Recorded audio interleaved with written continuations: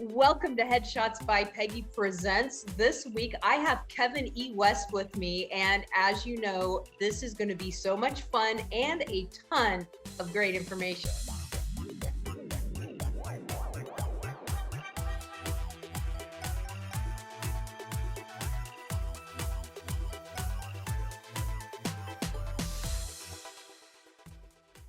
Hey, Kevin. What is happening?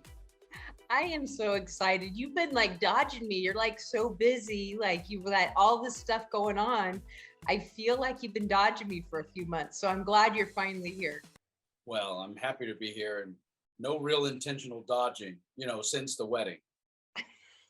Yes, you did come and party with us. So that was, and that was in person. I actually physically got to see you in person in the last it's actually exactly 6 months ago. So yes, yay. Wow. Maybe I know. Maybe one of these days we'll do a show in person. Zoom's just convenient at this point in the game, to be honest, because you don't have the travel time and I get to hang out with you still. So it's cool. We can do the next one in person. Okay. Everybody heard that. I said it on camera. It's in recording now. So you have been doing a lot of really exciting things lately. First of all, you're on Instagram Live 30 minutes, 3 times a week from 9 to 9:30, Monday, Wednesday, and Friday. These are, of course, Pacific times. But you're just like, I catch it every single time that I can because you are really pumping out some great stuff. So what inspired you to do this? What's going on? Well, I mean, there's going to be some folks who watch this who know me from, as we'll say, back in the day. And then there'll be other people seeing this who are like, who's this clown? And so since I founded the Actors Network on May 1st, 1991, which was the only business information education organization of its kind, then and still today, but I closed the physical doors back on June 30th, 2013, and I took a break from being constantly visible with regards to the expertise on the business of show business. And I started about 14 or 15 months ago pondering during the pandemic, spending a lot of time, as we all have, the abyss of the last 2 years. And it was a period of time that allowed me to sort of, all right, well, if I were to come back and do this on a regular basis, as opposed to just doing an occasional show with you or, doing private consultations, which I do all the time, how would I do it? What would I do? And so that's basically part of what you're seeing now as I'm slowly coming back into the brand of spending more time doing this, which is why I'm going to slowly build the YouTube channel up. It's the Kevin E on Instagram. It's the Kevin E on YouTube. It's the same thing. I think you are and have been for decades now, I can safely say, the go-to guy for the business of show business. Like you understand that actors need to treat this as a business and there is a business side if you want to be successful. Yeah, I mean, the challenge that I've always had, Peggy, going all the way back to the day, and again, I didn't start out. I became a business owner. I became an entrepreneur. But when I had the first meeting in my house of what became the Actors Network, that's not what I set out to do. What I set out to do back then, while I was also building my own resume and career, I was just on the season premiere of the season 2 of Righteous Gemstones on HBO. I was really doing it as a form of much more of just a peer-to-peer, a lot of challenges and pain that I was hearing amongst my community that I just thought was relatively unnecessary. And I was always an ambitious guy and I'm fairly aggressive, and I made, a handful of mistakes and I corrected them quickly. And I still don't think if I had not done what I did, I probably wouldn't have worked very much. But I also learned what all of that meant. And I put myself, as we would say as actors, I put myself in harm's way a lot. And so the organization just evolved out of that over the course of of 3 years, then 5 years, then 10 years, and then 2 decades. And it was time, as we got into just past the 2010 era of this century, I just needed a break. And, I wrote the book at that time, Seven Deadly Sins, The Actor Overcomes. And I felt like what's going on the last 8.5 years, which has been intriguing globally, not what's happening at this moment internationally and not politics, but just with digital technology, with platforms and places that we've come and places that we are going. Starting about a year or so ago, late 2020, really, I started really pondering this with a good friend of mine who'd been a member back in the mid 90s, in the early years. And he just said, hey, man, you should really do this. You are how you present information. And the challenge I have, Peggy, about the business of show business is it's an incredibly overused term, but we don't have another one really to use. And for me, it's an incredibly misused term because, some of this stuff is what you've already seen me do on IG Live. The business of show business most of the time is really what I call the setup of the business. It's not even the business of it. And so for that reason, digital technology is awesome. And I think some of the stuff that's come from the pandemic is good about technology in the business, but it's also dangerous because it presents a firewall between us and the industry. And we are human. And for as much as you may become proficient at self-recording at home or digital auditions, as I call them, there is going to be a time and a place when you actually have to show up in person and deal with humans. And so there's, pros and cons to most everything. But yes, I'm not for everybody. I annoy people because I don't put up with bullshit, and I'm a direct guy, but I have always been on everyone's side, and all I want to do is see people get to where they want to go without nearly as much frustration or wasted time, emotion, or money. Yeah. Yeah. Now, in one of your recent lives, you were talking about a topic, and when I first heard you say it, I kind of like ruffled my feathers and kind of was like, no, I don't think he's right about that. And then the more you talked, I was like, oh, we totally agree. We totally agree on this. I get it. And I think we should kind of talk about that. And it is the noise of acting. Oh, I ruffled your feathers? Shocking. Just shocking. How could that have ever happened, love? Well, I feel like you and I have a lot in common, and that is we're both very direct, we're both very opinionated, and we're neither one. It could happen, yeah. Which is probably why we're really good friends, because we know that if we say something and the other one thinks we're an idiot, we'll talk it through instead of, I try to call myself an idiot right up front, or at least I just say I'm a goofball, which I am. And I think that we shouldn't all take ourselves so seriously. Like, I know that I don't know everything and that I have a ton of stuff to learn, but the thing about me is that I actually want to learn stuff, and I want to be that person that knows some stuff, or at least knows who to point people to when a question arises. And I've always felt like you're that guy. Like, you actually have lived, you understand contracts, which we're not even going to start with today. Like, you have a lot of great information to impart to people. So and I appreciate that. I appreciate that you consider me your friend, because I definitely consider you my friend. Absolutely. Well, I also am somebody who's the first person to go, I have no idea what you're talking about. I don't have a problem with being wrong. It happens on occasion, not very much. But that's just because I work hard to be right. But I'm also the first person to say, yeah, I have whatever the subject may be.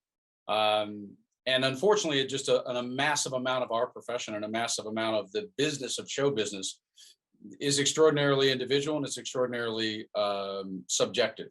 And because of those two things, we as a community tend to want to come up with the answer to everything to make it simple.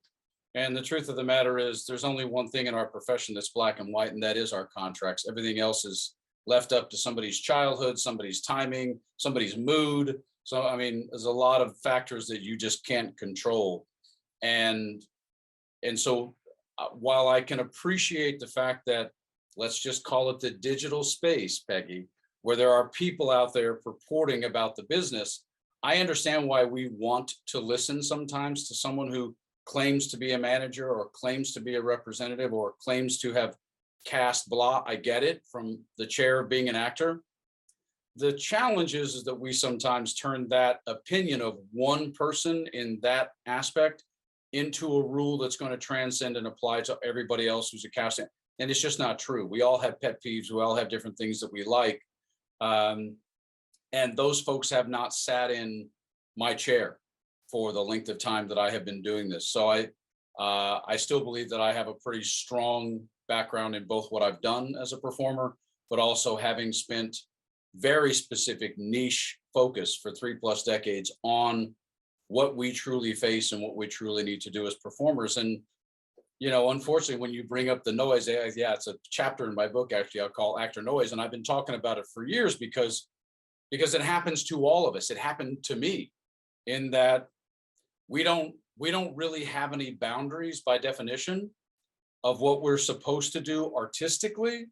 And so therefore, a lot of us like to either believe and or there's some accuracy to the fact that we have several perhaps different skill sets in this profession. And I always just use the old school 50s, 60s, 70s triple threat metaphor of actor, singer, dancer. But that goes a lot further than that now with all the things you could claim you want to do. And the problem is that this is a 1% profession if you want to make any serious money at it as a career. And if you're not well known, ask anybody who's a basketball player who would be trying to make it as a football player at the same time. Ask anybody who's a hockey player who's trying to make it as a soccer player at the same time. I mean, there are genuinely, on one hand, the people that I can count in my lifetime that have been able to play 2 professional sports at once. And yet, even still, both of the 2 that come to mind, both of them are still far well known for their first, right, not their second. Deion Sanders, Bo Jackson are the easiest 2. They both played baseball, but all of their accolades came from playing football. And we don't think of it that way as actors, but I mean, good Lord, Peggy, there are people out there that all they're doing is just singing. All they're doing is just dancing. If you want to try to do all 3 and you aren't even well known yet, that's a hard thing to face. But the noise goes way beyond that.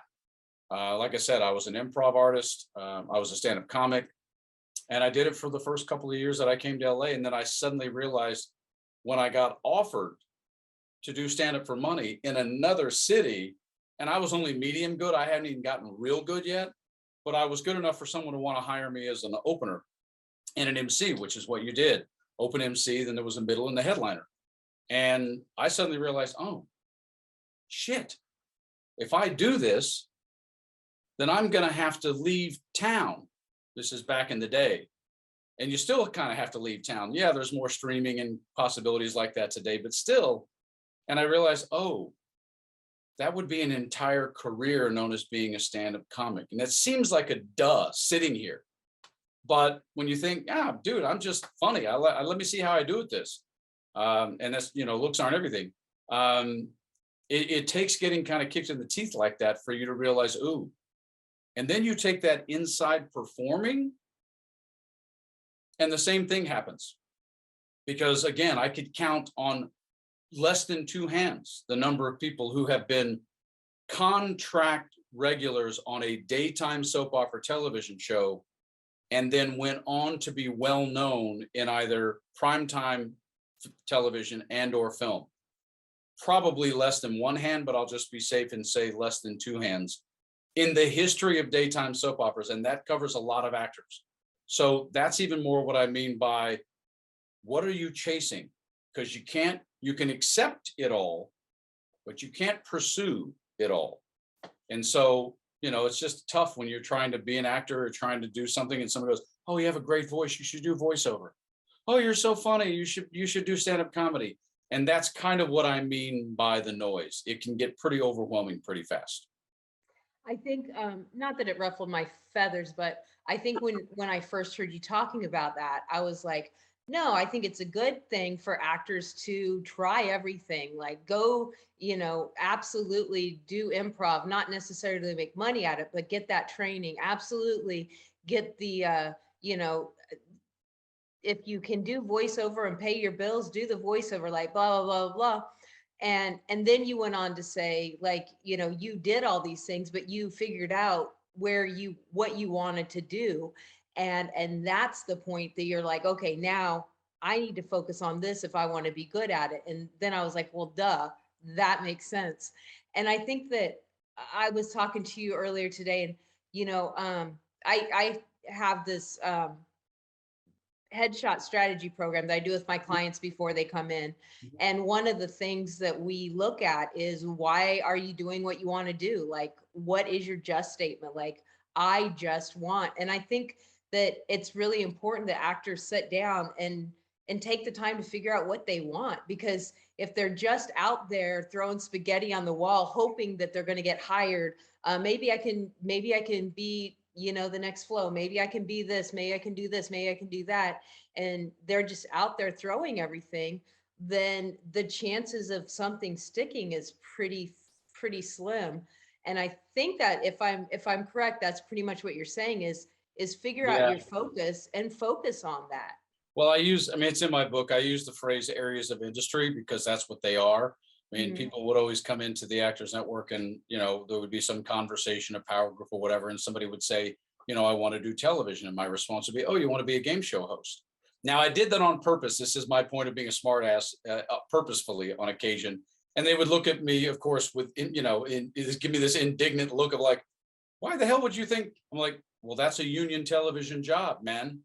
Ask Chuck Woolery, or we could ask Alex Trebek, but we can't anymore. But my point being is that's a union job.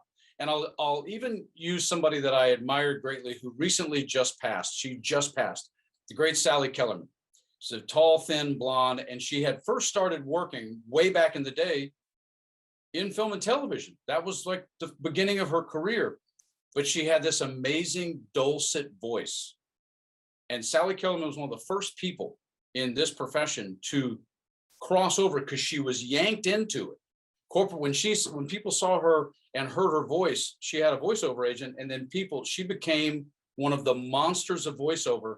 And with the exception of just a couple of times, let's say in the last 30 years of her career, kind of since I became an actor, she only did a few more on camera things, but she was the queen. She made millions of dollars with her voice. And that's what I mean. It wasn't that she wouldn't have gone and done something on camera, but she decided to become exceptional at this. And that's why she was successful at it. There are specifics to each one of these things on camera. There are 6 different forms of voiceover. There's half-hour television. There's primetime hour drama, which is most of my career, which I am very good at, which I put a focus into. That there are different aspects of this profession. Daytime television has its own challenges, no matter what you do or don't think of it. You go shoot a daytime show, which I have a couple of friends that are on them, and you do 40, 50, 60 pages a day, 4 days out of the week. Good luck. I mean, it is a pain in the butt. So it is all called work. That's what it is. Doesn't matter how much fun. And I assure you, for all those folks who want to be a series regular, yeah, that means you have to work all the time, 4 or 5 days out of the week, and they're long days, and that's just how it goes. So my point about the noise is, if you're going to be really good at something, you're going to have to be really good at it. And that means it's probably going to have to take a lot of your focus and time to do that. And I used Will Ferrell as an example, and I used Bill Maher as an example, both of whom have done other things. But Bill Maher didn't do anything but be a stand-up comic for the first 15 years or so of his career until he finally got offered Politically Incorrect by ABC. And Will Ferrell, I say to people all the time, I said, before he was on Saturday Night Live, tell me how many commercials you saw Will Ferrell in. Tell me how many co-stars on television or a guest star. The answer is 0, because all Will Ferrell wanted to do was be the best sketch, comedy, goofy guy and be on set. That was his goal. Now, what happens after that, you can't count, because Hollywood's going to use you in whatever way they can use you to make money. But that's my point. If you just focus on one and be really good at it, you knock that domino over, and all those other options for other areas of industry are all possible. But it's hard, man. When you, like you said, you're trying to make a living.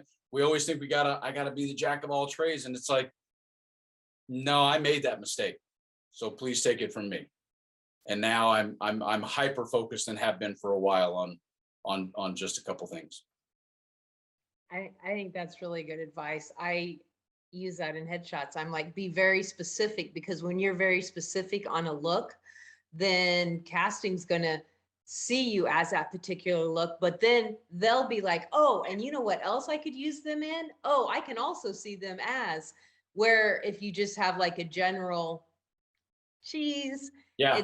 it doesn't do anything. You have, but when you excel at one thing, people can use you, they can see you as that. And also, let's use them here, and let you know, and bottom line, we all want to make money. So I like that. I like that I like that. Be specific, be direct, be driven in one area, and then what happens happens. I mean, a lot of this, in my opinion, Peggy, comes from the fact that we had this section early on when we were young, or when you first become an actor, at the bottom of your resume that says special skills. And that section has caused a lot of consternation in this profession globally. The chat we're having now, I mean, this is going to wind up on my YouTube channel in pieces, and it's out to the world. It's like, you may have been a good blah, and you may have been a good blah, and being really good at it at one time may be enough for a 3-second bite in a commercial, or maybe even a scene in a television show, but it's going to be the skill, or it's going to be your acting. Rarely is it both. And so we have a hard time sometimes taking things we put time into, that we became proficient at, and letting them drift backwards as to what I would say is hobby or average status. And that's tough for us, because we want to continue to get paid for everything we've ever been good at. But if you're not going to keep up with singing to the level that you can, as I always say, if you walked into an audition room and saw so-and-so, would that intimidate you? Pick any skill you have that's outside of just pure acting. If you walked into a room, would it intimidate you? Now, I was a collegiate level golfer, and I'm still a very good one to this day. I say that for this reason. If I walked into an audition and saw a former pro or a current pro, it wouldn't intimidate me. There's a reason for that. It's not because I'm as good as them. It's because from a business standpoint, they're either going to be willing to pay the money for the professional, because he's not going to cost. I'm going to be way cheaper. So either we're going to maybe wind up doing this together, or they're just going to go with someone who's not one of the, but I know that my swing in a commercial or a film or television show, that I look good enough hitting the ball to be hired if you don't want the professional.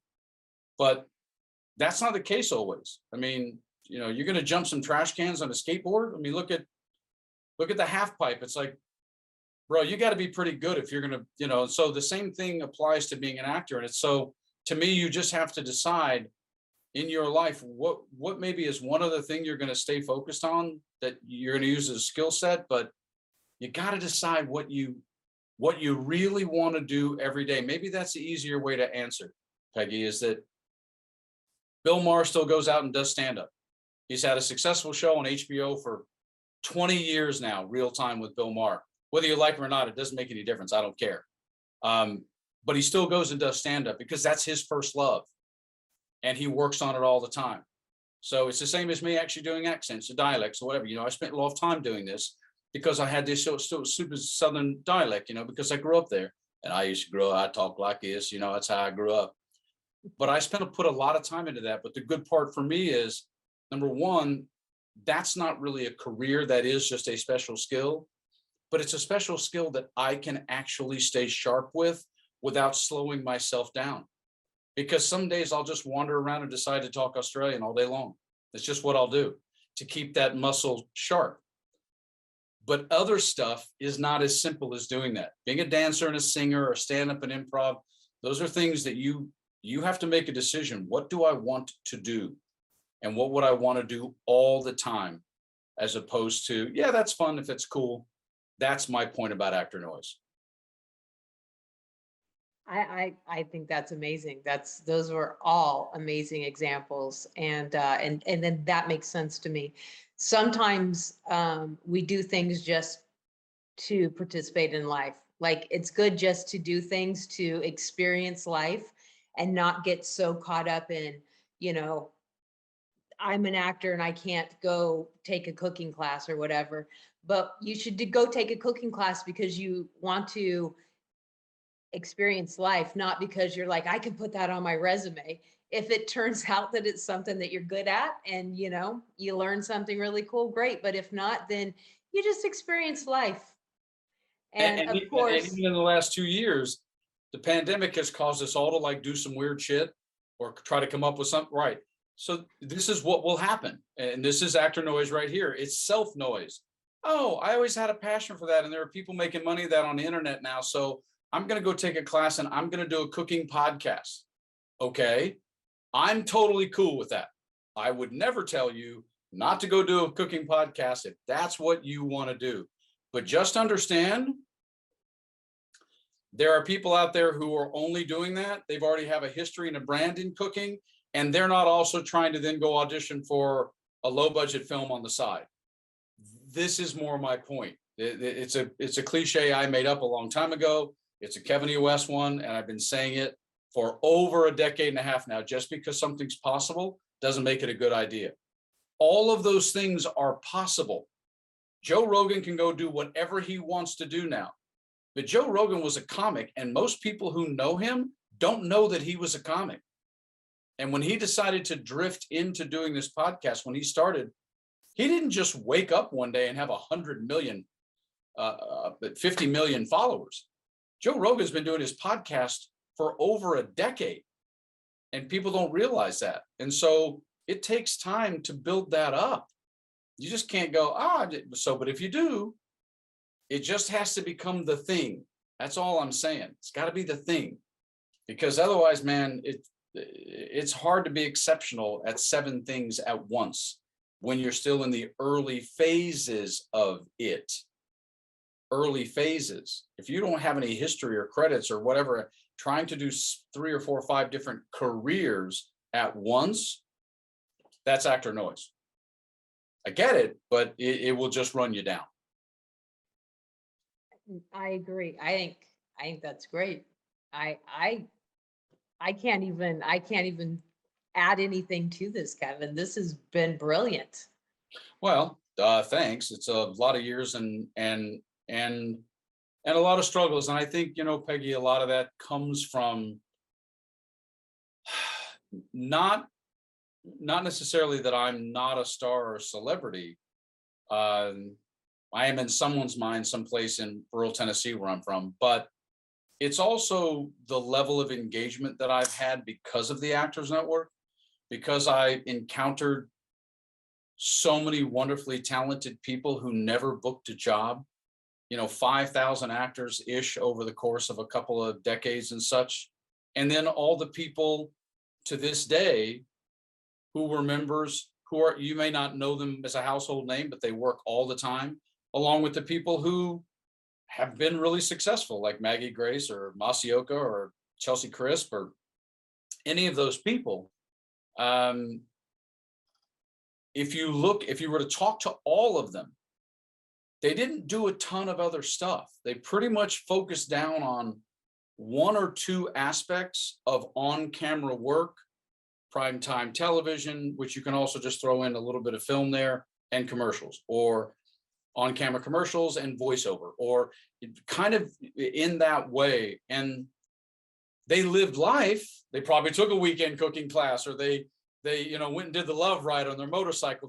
They lived life, yes, 100%, as you should. I mean, I've been to 23 countries. It's not like I don't stop and go and take a break, but they didn't do 4 other careers at the same time.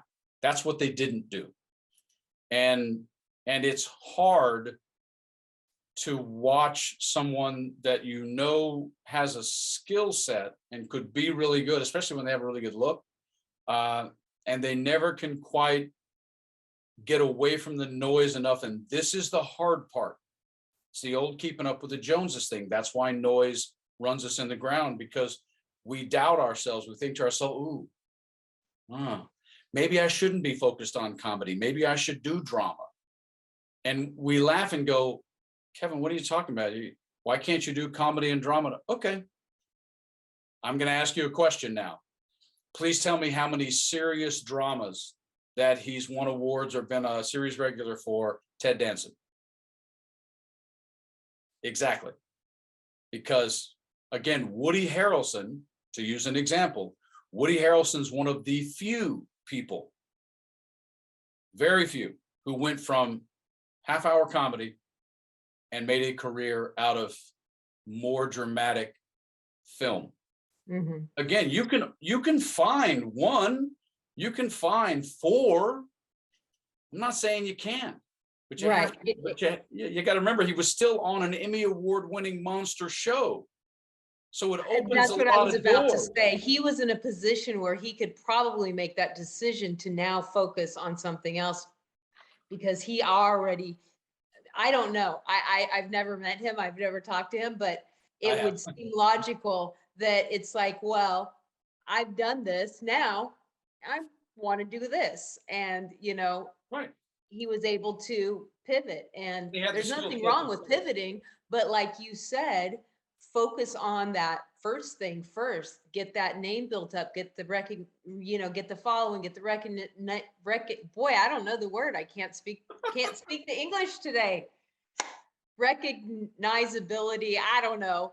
It's just on camera clout. I mean, when you have the whole industry willing to give you a shot at anything, a lot of people have gotten that, Peggy, but they haven't necessarily had the skill set. But having the skill set's a different subject. I'm not discussing why someone like Anthony Geary, who I worked with on General Hospital, you know, had left daytime television and tried to go make it in film, and the film community just didn't want him there, so he eventually went back to daytime. There's nothing wrong with that, but Woody Harrelson just happens to be a guy from going from Cheers to White Men Can't Jump, and then we found out that he had a skill set that was good enough to continue in that particular area of industry, studio feature film.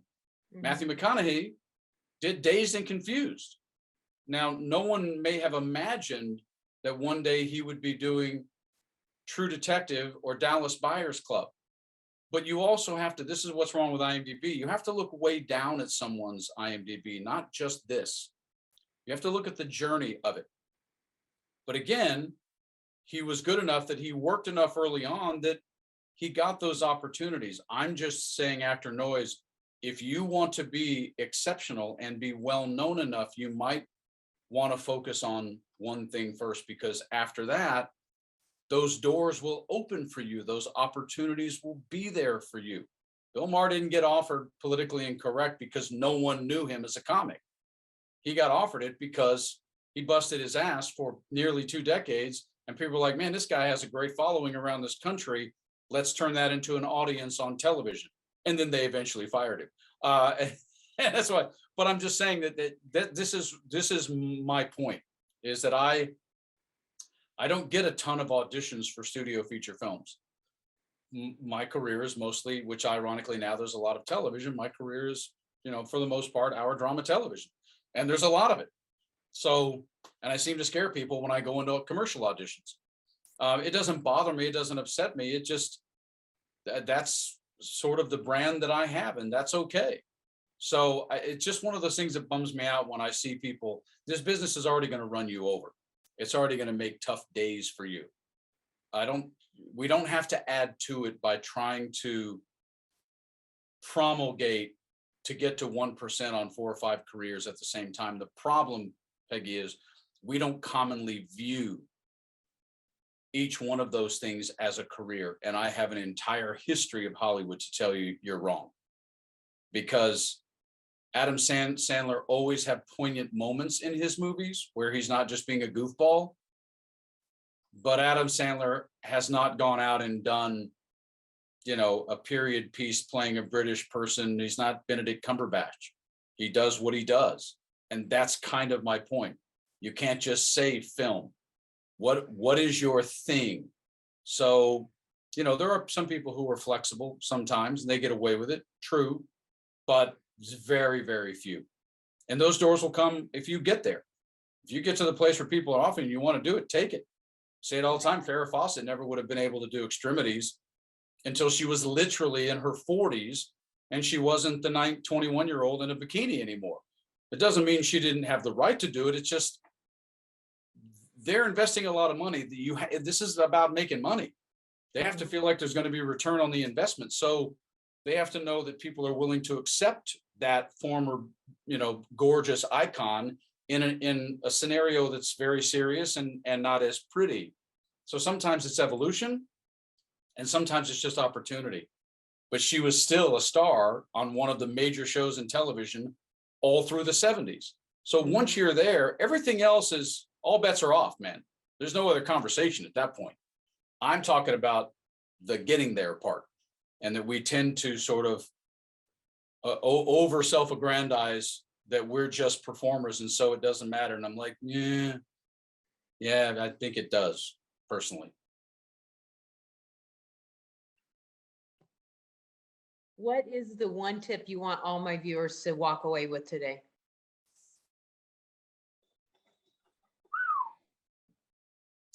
In the conversation of actor noise, I kind of said it.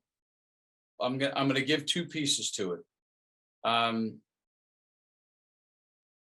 Whatever it is that you need to fulfill yourself on a regular basis, because of course what we do can be a bit sporadic and inconsistent if you're talking about getting paid to do it. But whatever it is you need to do to fulfill yourself artistically for the desire of being a performer, find a way to do that without it impeding massively on your day-to-day energy and focus. That could be just playing around with a monologue for 30 minutes a day because that's fun for you. I don't know what it is, could be.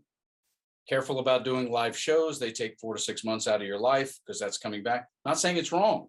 I'm just saying, careful. Also remember that if you want to play around with doing some stuff, there's the world we live in today, Peggy. There's micro budget films and there's short project agreement films that are both union if you're a union person. You can submit and go have more fun with some of those things, but make sure you really stop right now on your show. Stop and go. If I had to do something for 6 to 12 hours a day, 4 to 5 days a week for the next 20 years, because it becomes a job, man, no matter how much money you're making. What one element, aspect, areas of industry would you want to do? I love Chuck Woolery for just, doing the Love Connection. I couldn't have done it, but God bless him. I'm all for it. What is it that you would want to do? Because that's what's going to help keep your fuel tank filled to deal with whatever city you're in. Miami, San Francisco, Dallas, London, Paris, Sydney, Melbourne, don't care. That's what it's going to take. What fuels you? And what fuels you may be your spouse. Maybe it's that you have kids. I don't know.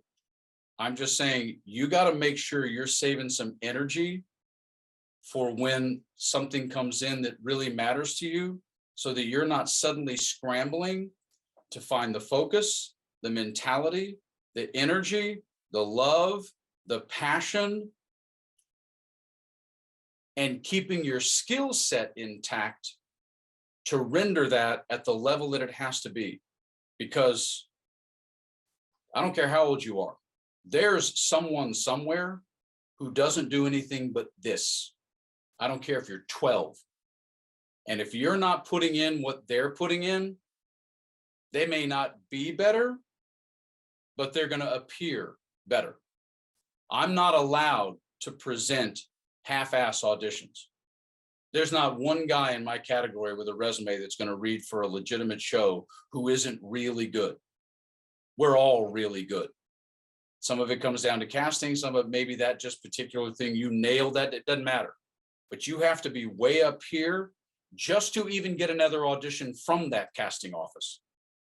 So you don't get auditions off, man. And that would be my thing, is just think about 5 days a week, 10, 12 hours a day. What do you really want to do? That would be my note, Peggy. I know for me personally,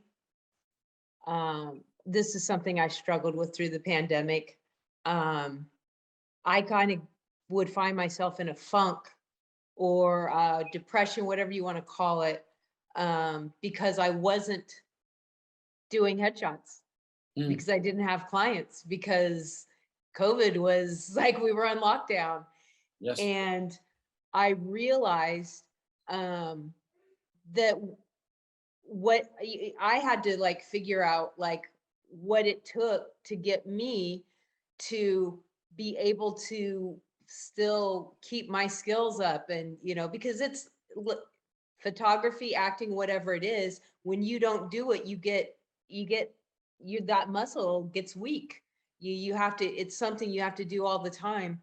And the actors can, even if you're not getting auditions, you can do self tapes at home. You can download things. You can have fun and keep that muscle strong and keep the passion in your own self, so that you don't get frustrated, because you may not be getting paid, but you're still able to do it. You're still able to, and I think that's, you mentioned that. And I think that for me, that's what I heard when you said that, was, figure out how to keep that alive, because it's hard. It's hard for everyone. It's this industry it's tough. You have to do a lot of, like, you have to love this. I heard somebody say, I don't know whose quote it is, but it was like, don't act unless you have to act, if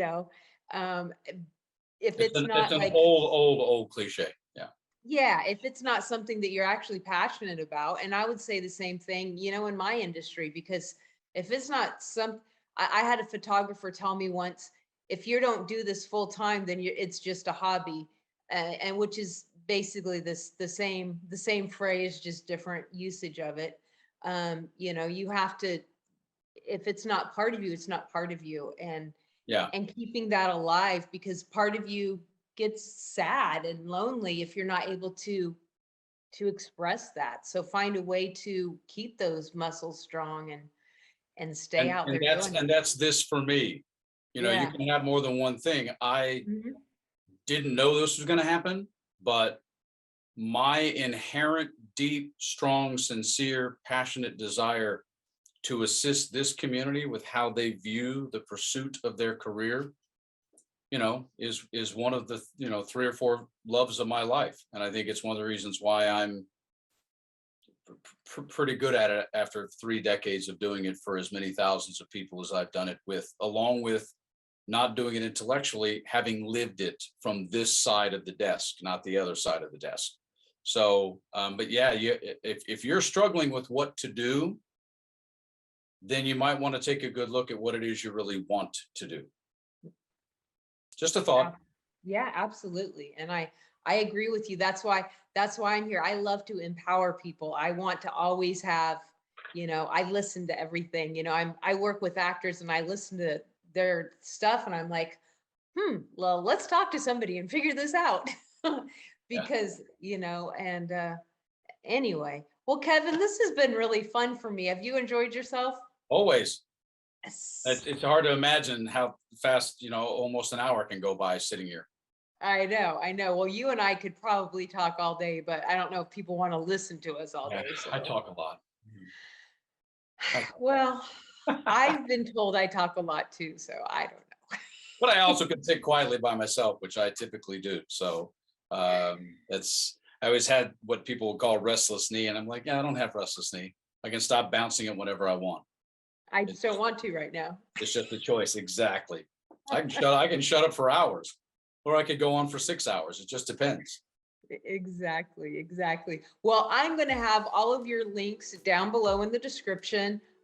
Make sure if you haven't, I don't know where you've been, if you haven't already bought 7 Deadly Sins of an Actor. Did I say the title right?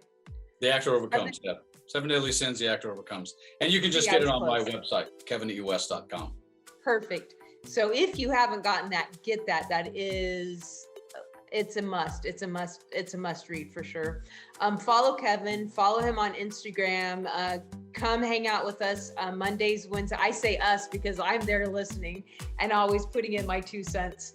Yeah, tell him, Kevin, preach it. Oh my God. Just food for thought. But anyway, Mondays, Wednesdays, and Fridays right now from 9 to 9:30 a.m. Pacific. Follow him on, subscribe to his YouTube channel, all those things. Yes. So it'll all be easy for you. It's all the links in the description. Just go push all the links and hit subscribe and follow. And click the notification bells. Oh, that, yeah. Ding. Yep, absolutely. Well, again, Kevin, thank you so much. My pleasure. And thank you guys for watching. And remember, sharing is caring. Share this with everybody that you think would love to hear it. Most importantly, have an amazing week, and I'll see you next week.